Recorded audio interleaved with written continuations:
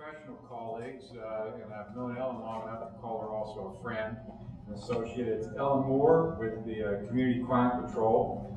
She's been on the staff of that position for 14 years.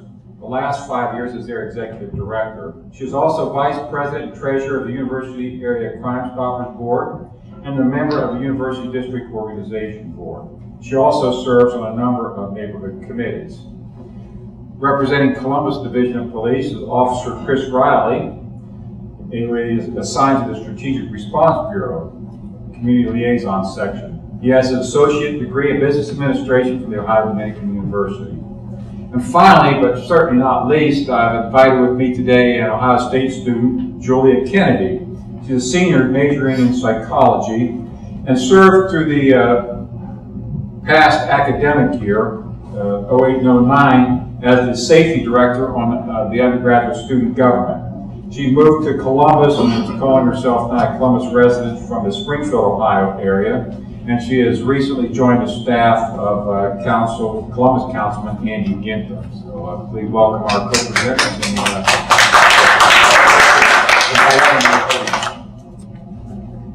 Thanks, Chief. Like Chief Denton said, I am the Executive Director of Community Crime Patrol, although I've been there 17 years, not 14. I started when I was just a chicken.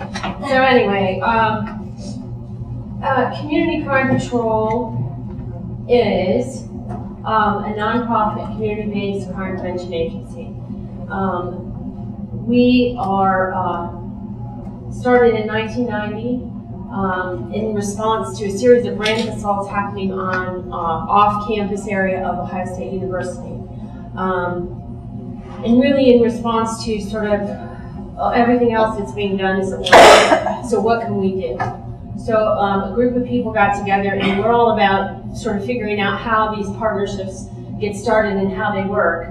It really was an equal partnership between the City of Columbus, the Ohio State University, and at that time the State of Ohio, through the Ohio Department of the Justice Service Department through the Ohio State.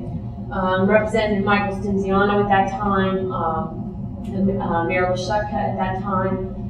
There were a lot of partners that all came together to start this organization.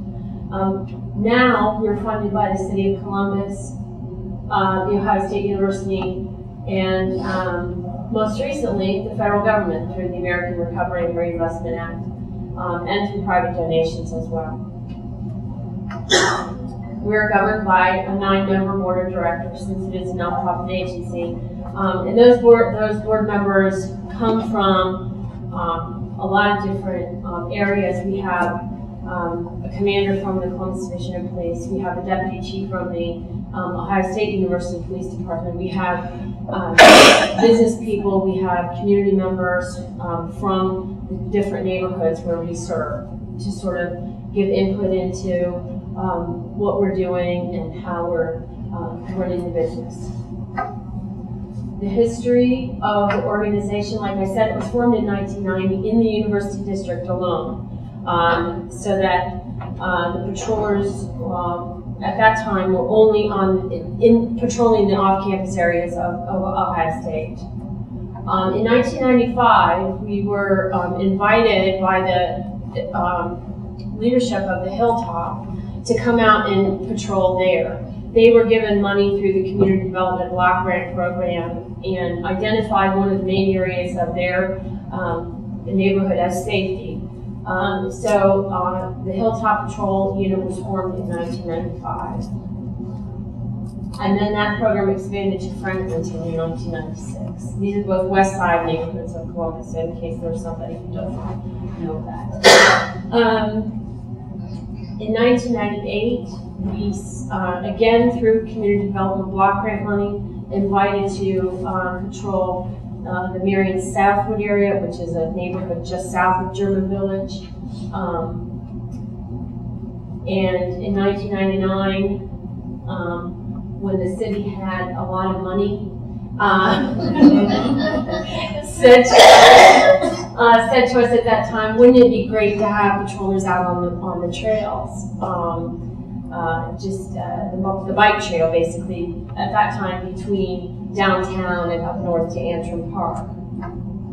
And then in 2000, we expanded that trail safety program to go north to Antrim Park and then also south to 104, including some of the parks along the way that were experiencing problems. We provide foot and mountain bike patrols to deter crime in these areas, in these neighborhoods that I outlined for you. Now, we're no longer doing the trail program because of the 60% budget cut from the city this year. But every other neighborhood we're still in, we're still patrolling. We're not doing as much as we would like to or we have done in terms of hours and days, but we're still there. Part of our mission to increase neighborhood awareness of crime prevention techniques, we do a lot of talking to residents when we're out patrolling the neighborhoods. I mean, that is one of the main things that the patrollers get involved in, is sort of just being ambassadors, just being out there and saying, you know, look, exchanging information. I see that every day. I come in and look at the radio logs that what's going on during the night. It's like information to a resident, information to a pedestrian. You know, we've been around for almost 20 years, and still there are people who have never seen us before or don't know what we do.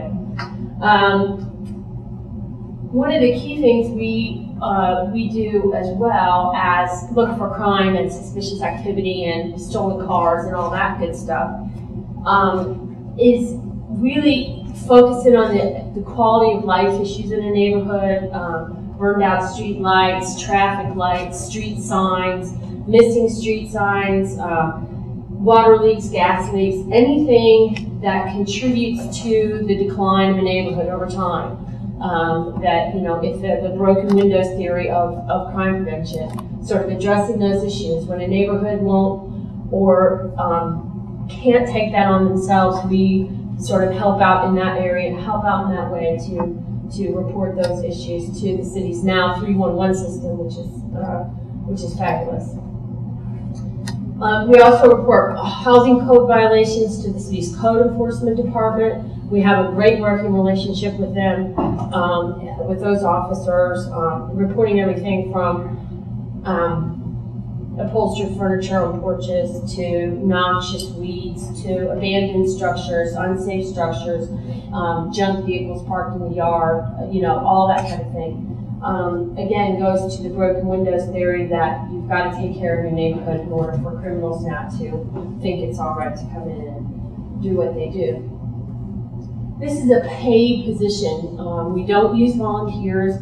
Originally, the program started out with the notion that we might use some volunteers and some paid people, but we have found over the last 20 years that it's hard to get volunteers who want to work from 8 in the evening until 2 in the morning, or 9 in the evening until 3 in the morning.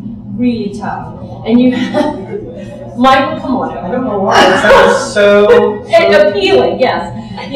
And and we need a high level of accountability. You know, if you say you're going to be there, you got to be there because people are counting on you. So we decided a long time ago that the best way to do this is to pay. At first, I mean, when I started,